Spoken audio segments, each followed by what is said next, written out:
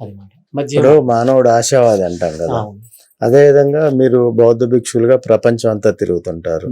అసలు లక్ష్యం అంటే బౌద్ధ భిక్షువుగా అసలు మీ లక్ష్యాలు ఏముంటాయి? అంటే మానవుడిగా మీరు ఆ వైపుగా ఆలోచించే పరిస్థితి ఉంటుందా? ఓన్లీ సమాజం శ్రేయస్సు దృష్ట్యానే మీరు వెళ్ళే పరిస్థితి ఉంటుందా? సమాజ శ్రేయస్సు దృష్టి ఖచ్చితంగా ఉంటుంది. అంటే మీకు పర్సనల్ గా అసలు మాకు ఇది కావాలి, మేము క్షేమంగా ఉండాలి, మేము ఎన్ని రోజులు బతకాలి, లేకపోతే మేము రేపు ఎలా తినాలి, తర్వాత మా ఆస్తులు ఏంటి, మేము ఎక్కడ ఉండాలి, ఎక్కడ పడుకోవాలి, అట్లా ఇట్లా ఇట్లా ఏమన్నా ఉండవా?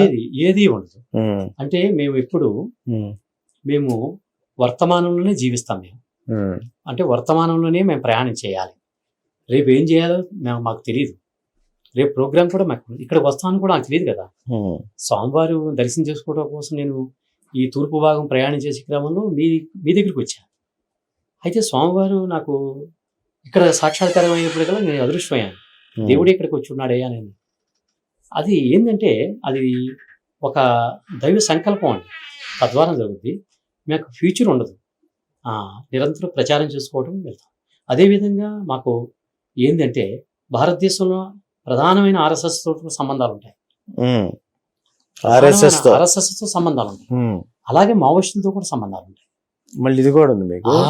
అంటే ఏంటంటే వాడు తుపాకు గొట్టంతోనే విప్లవం చేస్తానన్న వాడిని కూడా మార్చవలసిన బాధ్యత మాదే. సంబంధాలంటే లక్ష్యాలు అంటే అంతే ఫిజికల్ సంబంధాలా? ఫిజికల్ సంబంధాలంటే మేము అలా వెళ్తున్నప్పుడు ఎవరో ఒకళ్ళు అడవిలో తీసుకెళ్తే వాడితో కూడా మాట్లాడతాం. మేము మాట్లాడటం వేరు, సంబంధాలు వేరు. సంబంధాలు అంటే ఉద్యమంలో భాగస్వామ్యం అవ్వటం కాదు, అలాగే ఉద్యమాల భాగస్వామ్యం. వాళ్ళు శాంతి మార్గంలో రండి. ఇప్పుడు కాన్స్టిట్యూషన్ ఉంది కదా, కాన్స్టిట్యూషన్ ప్రకారం మనం యుద్ధం చేయాలి. రాజ్యాంగబద్ధంగా మన ప్రజల్లో బతకాలి. మీది మంచి మార్గం అయితే చెప్పచ్చు. అయితే వాళ్ళనేది ఏంటంటే పార్లమెంటరీ విధానంలో అంతా ఆ విధంగా ఎల్టీటీకి ఏమైనా చెప్పారా? శ్రీలంకలో ఎక్కువ తారసపడతారు అక్కడ ఎల్టీటీ నిరోధంలో ఎల్టీటీ ఏమైందంటే ఆధిపత్యంతో వెళ్ళిపోయారండి. ముఖ్యంగా తమిళన్స్ ముఖ్యంగా ఏంటంటే ఆధిపత్యం ఉండటం వల్ల వాళ్ళు శ్రీలంక పౌరుల మీద ఆధిపత్యం చేసి అసలు మొత్తం స్టేట్నే కట్ చేయాలనుకున్నారు. దానికి వ్యతిరేకంగా ఆనాడు మరి భారతదేశం ఎంతో సపోర్ట్ చేసింది. మరి భారతదేశం సైన్యం వచ్చింది, సైన్యం బతికొచ్చింది, కానీ ప్రధానమంత్రిని భారతదేశం కోల్పోయింది కదా. ఒక పెద్ద నాయకుడిని అది కాంగ్రెస్కి ఎనలేని మచ్చ. అలా మనం చూసుకున్నప్పుడు ఇతర దేశాలతో మన సంబంధాలు ఈ విషయంలో మోడీ గారు కరెక్ట్గా ఉన్నారు. ఈ రోజున పాకిస్తాన్ తోటి చేస్తున్నప్పుడు కూడా ముస్లింలకు వ్యతిరేకంగా ఆయన చేయట్లేదు. అక్కడున్న ముస్లింలు కూడా రక్షించాలంటాడు. వ్యాక్సిన్లు కూడా పాకిస్తాన్కి పంపించండి. మరి ఆయన గొప్పవాడు కదా. మీరు ఇవన్నీ ఎక్కడ ఫోన్ లోనే చూస్తారా? మాట్లాడుతున్నాం ప్రజలతోనే, ప్రజలతోటి నిరంతరం ప్రజలతో మాట్లాడే క్రమంలోనే ప్రజల నుంచే మేము తెలుసుకుంటాం. ఫోన్ ఏంటంటే మా కాంటాక్ట్, అంతేకాని ఫోన్ మీద మేము అంటే మీకు అన్ని అంశాల మీద పూర్తి స్థాయి చైతన్యం ఉంది. రాజకీయాలు, ప్రపంచ దేశాలు, మావోయిస్టులు అన్నిటి రాజకీయాల మీద చేయి ఉంటుంది. మాకు ప్రపంచ ఆర్థిక విధానాల మీద చేసి ఉంటుంది. ప్రపంచంలో మానవుడు సుఖంగా జీవిస్తున్నాడా అవ్వట్లేదు. ఈ రోజున భారతదేశంలో మరి మేక్ ఇన్ ఇండియా అని పెట్టారే, కానీ వాక్యూమ్ మేకింగ్ ఇండియా అంటే మీరు ఒక డిస్టర్బ్ చేస్తున్నారు. మీరేమంటారు? పాకిస్తాన్ తోటి భారతదేశ యుద్ధానికి సంబంధించిన అంశంలో మీరు ఏం ఆలోచించారు? ఖచ్చితంగా దేశ పరిరక్షణ కోసం యుద్ధం చేయాలి, కానీ ఆ దేశం ఎవరిది? అది మనదే కదా. ఒకనాడు చైనా పాకిస్తాన్ మద్దతు తెలుపుతుంది కదా, దాని మీద బౌద్ధ భిక్షువుగా మీరేమంటారు? అదే ఇప్పుడు అంటే మీ దేశం చైనా మద్దతు తెలుపుతుందా? బౌద్ధ భిక్షువులు ప్రపంచానికి మద్దతు తెలుపుతుందా? ప్రపంచ శాంతికి మద్దతు తెలుపుతుందా? ప్రపంచ శాంతికే మద్దతు తెలుపుద్ది. భిక్షువు ఎప్పుడు శాంతంగా ఉండడానికి మద్దతు తెలుపుతారు. కానీ జిన్నా గాంధీ చేసిన నాటకాల వలన, రాజకీయ నాటకాల వల్లనే పాకిస్తాన్ విడిపోయింది, బంగ్లాదేశ్ విడిపోయింది. లేకపోతే ఇదంతా అఖండ భారతదేశంగా ఉండేది. ఇప్పుడు మహాపురుషులు పుడుతున్నారు. యోగి ఆదిత్యనాథ్ లాంటి వాళ్ళు ఒక సన్యాసులే రాజ్యంలోకి వస్తున్నారు. ఇది గొప్ప పరిణామం అన్నమాట. ఇది గొప్ప పరిణామం. మనం ఒక పార్టీగా మనం చూడకుండా ఇక్కడ ఖచ్చితంగా బండి సంజయ్ని ఇక్కడ తీసుకుంటే దక్షిణ భారతదేశం బీజేపీకి అడ్డం. అక్కడ పవన్ కళ్యాణ్ తీసుకుంటే రేపొద్దున సంజయ్ గారి పనితీరు బాగా నచ్చిన చాలా బాగుంది మీకు. సంజయ్ గారు జనాలు ఇచ్చే ఫీడ్బ్యాక్, మీరేమన్నా ఆయన్ని ఫాలో అయ్యారా? అమెరికాలో నేను బండి సంజయ్ గారిని కలిశానండి. మరి ఇక్కడికి వచ్చినప్పుడు కూడా మున్నూరు కాపులు ఆయన కలుపుతా అన్నారు. బండి సంజయ్ గారితో ఆయనతో మాట్లాడినప్పుడు దేవాన్ని పట్టుకొని తీసుకెళ్తాడు. తప్పకుండా ఆయన ఖచ్చితంగా ఆయన మాటలో ధర్మం మీద ఉంది. ఆయన జీవనం నేను బతకాలని, నా కులం బతకాలని లేదు. ఖచ్చితంగా బీసీలు రాజ్యాధికారం రావాలి. బీసీలు రాజ్యాధికారంలో ఒకనాడు మున్నూరు కాపుస్తే ఇంకోసారి పద్మశాలి రావాలి, ఇంకోసారి కుమ్మరులు రావాలి, ఇంకోసారి చాకలు రావాలి, తర్వాత మాదిగులు కూడా ఇక్కడ రావాలి అని చెప్పేది బండి సంజయ్ గారు. అది చాలా గొప్పది కదా. ఈ రోజున మరి ఇక్కడ మాదిగ రిజర్వేషన్ కార్యక్రమంలో బండి సంజయ్ గారి యొక్క ప్రధానమంత్రికి చెప్పడం, ఆయన చెప్పడం వల్లే మందాకృష్ణ మాదిగని ఈరోజు గౌరవించారంటే, ఒక మాదిగ బిడ్డని హక్కును తెచ్చుకుందంటే బీజేపీ పార్టీ అది గొప్పది కదా. కలిసారా ఆయన్ని?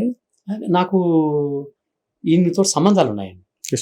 కృష్ణమాది గారితో సంబంధాలు ఉన్నాయి. ఆయన చాలా గొప్పవాడు, చాలా గొప్పవాడు. ఆయన చాలా పాటలు కూడా ఆ రోజున బీజేపీకి వ్యతిరేకంగానే పాటలు రాశాడు. కానీ ఈ రోజున బీజేపీ పక్షానే ఆయన ఉన్నాడు అనిపిస్తుంది నాకు. అంటే అంశాల వారి పోరాటం. అయితే తెలంగాణ అభివృద్ధి అవుతుంది. తెలంగాణ ఆంధ్ర ఆధిపత్యంతో మగ్గిపోయిన తర్వాత 70 సంవత్సరాల తర్వాత ఇప్పుడు తిన్నా కొట్టుకుంటున్నా మీ వాళ్ళే పడుతున్నారు తప్ప బయట వాళ్ళ యొక్క ఆధిపత్యం లేదు కాబట్టి. అయితే ఇప్పుడు ధర్మం కావాలి. ధర్మం కలిగి ఉంటే నిజంగా అది. మీరు సనాతన ధర్మం గురించి పూర్తిగా చెప్పలేదు ఇందాక, డైవర్ట్ అయినట్టు. సనాతన ధర్మము అన్నది ఏంటంటే అది నిజ ధర్మం. ఉన్నది ఉన్నట్టుగా చూడటము. ప్రతి దాంట్లో ఒక సాయిబులో కూడా మనం ధర్మం చూడొచ్చు. మనం అతను ఒక మతం వేరు, ధర్మం వేరు. సనాతన ధర్మం అనేది నిజమైన ఇస్లాం ధర్మం కూడా సనాతన ధర్మమే అవుతుంది. అతను 5 పూట్ల నమాజ్ చేస్తూ ఆ అల్లానే ప్రేమించేవాడు, అది నిజంగా సనాతుడు కదా. అతను కూడా మనం ముద్దాడచ్చు. ఈ రోజున మోడీ గారు సనాతన ధర్మం ఆలోచన ద్వారానే ఆడబిడ్డలకి నయం చేశాడు. ఈ రోజున నాకు ముస్లిం స్త్రీలు నాకు భిక్ష పెడుతుంటే మోడీ గారు గురించి చెప్తున్నారు, గాంధీ గురించి ఎందుకు చెప్పట్లా? అంటే ఏంటంటే వాళ్ళు ఒకే కుటుంబం ఉండాలి, కుటుంబ వ్యవస్థని కోరుకుంటున్నారు. కానీ ఇస్లాంలో ఏముంది, 7 చేసుకోవచ్చు, 8 మందిని చేసుకోవచ్చు, ఎంతమందిని కనొచ్చు అనే టైపు.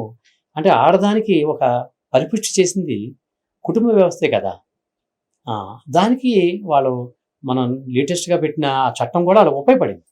అందుకనే సనాతన ధర్మంలో ఫాలో అయితే భారతదేశం హిందూ మతాన్ని కూడా పక్కన పెట్టండి, అన్ని మతాలు పక్క పెట్టి రాజ్యాంగపరంగా సనాతన ధర్మాన్ని ప్రబోధిస్తే ఖచ్చితంగా భారతదేశము ప్రపంచంలోనే వెలుగాడుతుంది. ఇప్పుడు మీరు బౌద్ధిజం కోసం తిరుగుతూ ఉన్నారు. ప్రపంచ స్థాయిలో పూర్తిగా బౌద్ధిజం ఇంకా మీ లక్ష్యాలకు అనుగుణంగా మారాలంటే ఇంకా ఎన్ని దశాబ్దాలు పడుతుందా? ఈ రోజున చైనా ముందడుగు వేస్తుంది. చైనా ఈ రోజున ఆధిపత్యానికి పోవట్లేదు, మారుతుంది. అంటే ఇది ధర్మాన్ని ఆలోచిస్తున్నారు. చైనా బయటేమో నాస్తికత్వం ప్రచారం చేస్తుంది, కమ్యూనిజం. ఇంట్లో మాత్రం బుద్ధిజాన్ని ఆచరిస్తుంది. అదే నేను ఇక్కడ దళితుల్లో చూశాను. బయటికేమో బుద్ధిజం చెప్తున్నారు, ఇంట్లోనేమో యేసుబాబుని నమ్ముతున్నారు. అంటే యేసు బుద్ధుడు కాదా అని కాదు, మరో బుద్ధుడు యేసే. కానీ ఫాస్టర్లు చేసే విధానం అన్నమాట. ఫాస్టర్లో హిందూ మతానికి వ్యతిరేకంగా ప్రచారం చేయటం వల్లే నేను రాజమండ్రి వెళ్ళినప్పుడు ఇలా టీవీ ఛానల్ అడిగారు, ఒక ఆయన ఎవరినో చంపేశారని. చంపేశారో ఆయన తాగి చచ్చిపోయో తెలియదు. ప్రవీణ్ గారు ఆయన గొప్పవాడే ఉండొచ్చు. కానీ వీళ్ళు ఏంటంటే భారతదేశంలో అణగారిన వర్గాలే క్రైస్తవ మతంలోకి వచ్చారండి. క్రైస్తవ మతాలని అందుకుంది అణగారిన వర్గాలే, ముఖ్యంగా మాలమాదిగలే. ఆ రోజున బ్రిటిష్ వాళ్ళు రావటము, వీళ్ళ హక్కును చేర్చుకోవడం, హిందూ మతం వీళ్ళ అంటరాని వాళ్ళుగా చూడటము, తద్వారా వీళ్ళు మారారు. అయితే ఈరోజు మారినా కానీ ఫాస్టర్లు ప్రత్యేకంగా హిందూ మతాన్ని తిట్టడం, వాళ్ళు ముస్లిం మతాన్ని తిట్టరండి, వేరే మతాన్ని బౌద్ధాన్ని కూడా తిట్టరు. హిందూ మతాన్ని తిట్టడం వల్ల హిందువులందరూ వ్యతిరేకతవుతున్నారు. అది ఉసురు అంటారండి. ఉసురు ఒక మనిషి మీద నిరంతరం మనం చేస్తే ఆ ఉసురు తగులుతుందండి. అలా ఉసురు, హిందువుల యొక్క ఉసురు తగిలే ఆయన చనిపోయాడు. అదేవిధంగా జగన్ చేసిన ముఖ్య పనులు చాలా ఉన్నాయి.